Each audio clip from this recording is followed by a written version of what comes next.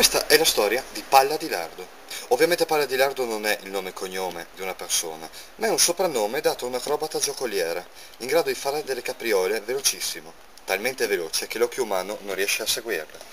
Palla di Lardo lavora in una troupe con altri suoi tre fratelli gemelli, quindi dalla faccia è indistinguibile.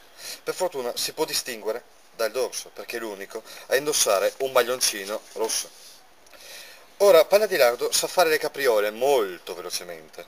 Infatti, lui entra nel mazzo. Sei pronto? Sì, sì, sì. E Palla di Lardo si gira. Da ricordarsi che Palla di Lardo è l'unico col maglioncino rosso. Ma anche di faccia, e lui fa così e Palla di Lardo si gira. Alcune volte Palla di Lardo è talmente veloce che non si riesce a distinguere dai fratelli. Per fortuna che si distingue dal dorso.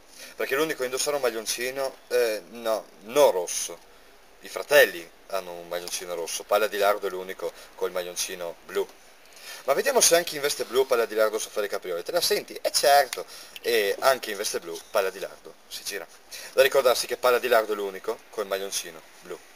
Ma tre capriole per Palla di Lardo sono troppe, quindi lo metto qua a riposare. In sua assenza i fratelli vogliono emularlo. Allora uno si fa tenere dagli altri due e uno, due, tre e si gira. Ma è stato troppo veloce. Vuoi vedere che è Palla di Lardo? E allora a riposare? Yes.